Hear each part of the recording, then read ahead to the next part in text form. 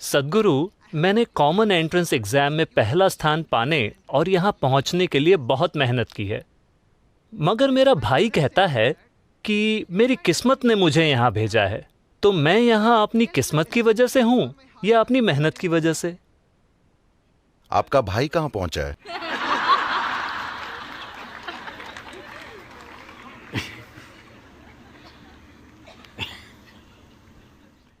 देखिए, आमतौर पर जिसे लोग किस्मत कहते हैं, उसे दरअसल वे खुद बनाते हैं, लेकिन बिना जागरूकता के। जब मैं कहता हूं बिना जागरूकता के, अभी आप यहां बैठे हैं, हर कोई यहां बैठा है।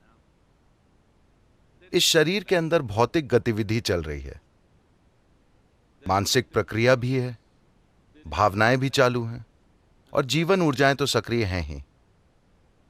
वे हर पल हजारों सूचनाएं ग्रहण कर रहे हैं, चाहे आप जागरूक हों या ना हो।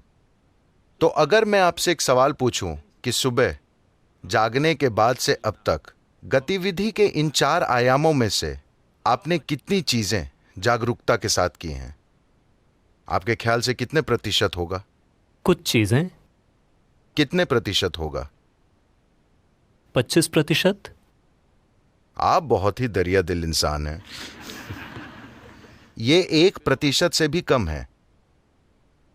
अगर आप वहां से वहां तक चलें, यहां 20-25 तरह की महकें होंगी जिसके प्रति आप जागरूक नहीं हैं, मगर शरीर उसे पहचानता और दर्ज करता है। सैकड़ों अलग अलग तरह की आवाजें हैं जिन्हें शरीर दर्ज करता है, जिनके प्रति आप जागरूक नहीं हैं। इस तरह पूरे दिन और रात में भी ये होता रहता है, चाहे आप जाग रहे हों या सो रहे हों। When you are only conscious of less than 1% of your activity, definitely life will look like an accident. जब आप अपनी गतिविधि के 1% से भी कम हिस्से के प्रति जागरूक हैं, तो जीवन एक संयोग की तरह ही लगेगा। जब 99% चीजें आप अनजाने में करते हैं, बिना जागरूकता के, तो निश्चित रूप से जीवन संयोग की तरह ही लगेगा।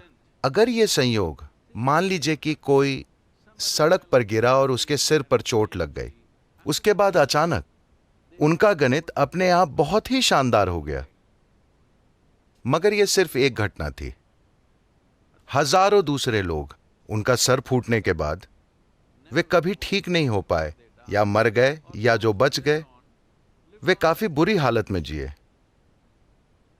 तो संयोग से भाग्यशाली होना जीने का तरीका नहीं है।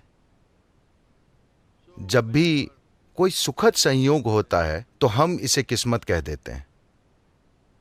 कुछ लोग ये भी कहते हैं कि भगवान मेरी मदद कर रहा है। आपने उनके साथ कब पार्टनरशिप कर ली, मुझे नहीं पता। तो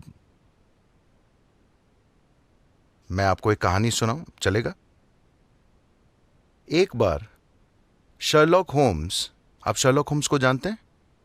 होम्स और वॉटसन कैंपिंग के लिए गए और सुबह सुबह 3:30 बजे शर्लॉक होम्स ने वॉटसन को हिलाया।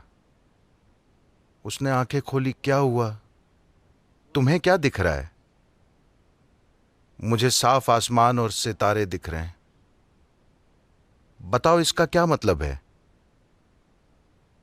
वो बोला, इसका मतलब है कि कल बढ़िया धूप निकलेगी। तुम्हारे लिए इसका क्या मतलब है?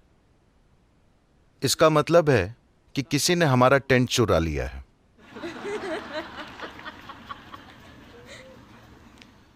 तो हम नहीं जानते कि क्या गायब हो गया है और कोई चीज संयोग से यहां वहां गिर सकती है, मगर जीवन इस तरह काम नहीं करता।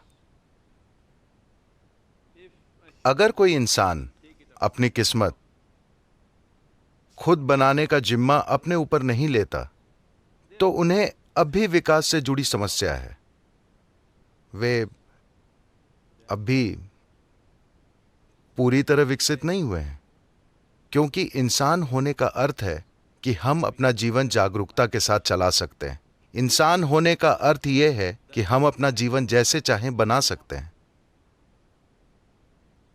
मगर यह किस्मत वाली बात आपकी असफलता को संभालने का एक अच्छा बहाना है। जब भी आप असफल होते हैं, किस्मत, भगवान की मर्जी। यह लंबे समय से चलता रहा है। यह इस संस्कृति की मूलभूत प्रकृति नहीं है। इस संस्कृति में प्राचीन समय से ही हमने आपको सिखाया है कि आपका जीवन आपका कर्म है। हाँ या ना? किसी ने नहीं कहा कि ऊपर एक भगवान है जो आपके लिए चीजें करेगा। हमने हमेशा आपको बताया है कि आपका जीवन आपका कर्म है, यानी कि अपना जीवन आप खुद बनाते हैं। कोई सितारे आपका जीवन तय नहीं करते, आप करते हैं। हम पर लाखों प्रभाव पड़ते हैं, मगर उससे हम क्या बनाते हैं यह हमारे हाथ में है ना। हमारी ओर क्या फेंका जाता है यह हमारे हाथ में नहीं है। हमारे रास्ते में क्या आता है वो हमारे हाथ में नहीं है, मगर उसे हम क्या बनाते हैं 100% हमारे हाथ में है।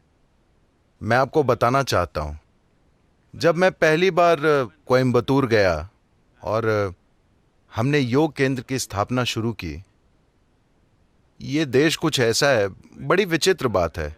आज सभी तालियां बजा रहे हैं, मगर उस समय बस अफवाहें ही अफवाहें। अरे ये लोग ड्रग्स लेते हैं, ये कुछ और करते हैं, ये जंगल को बर्बाद कर रहे हैं, ये बाघ मार रहे हैं, हाथी मार रहे हैं, हर तरह की अफवाहें। मीडिया भी इस तरह की चीजें लिख रहा था। फिर शहर के 100 महत्वपूर्ण लोग मिलते हैं और कहते हैं ये योग बीमारी की तरह फैल रहा है। उनके यही शब्द थे, हमें कुछ करना होगा। कोई गुस्सैल आदमी कहता है ट्रक भर के लोगों को ले चलते हैं और सब तोड़ डालते हैं, क्योंकि उस समय पूरा योग केंद्र बस फूस की छत के नीचे चलता था। तो उन्होंने तय किया कि वे वहां आकर सारी चीजें तोड़ डालेंगे। आज ये देश के सबसे प्रमुख स्थानों में से एक है, ठीक है।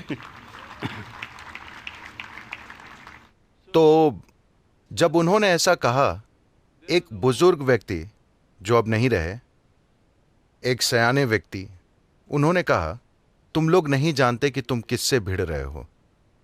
मैं इस आदमी को जानता हूं। अगर तुम इस पर पत्थर फेंकोगे तो ये उन पत्थरों से भी कुछ बना लेगा। इस आदमी पर पत्थर मत फेंको।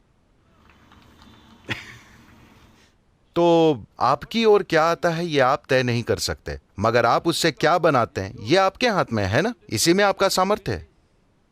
यही आपको दिखाना है कि आप कौन हैं, क्योंकि आप ये तय नहीं कर सकते कि आपकी ओर क्या आएगा, मगर निश्चित तौर पर आप ये तय कर सकते हैं कि आप उससे क्या बनाएंगे।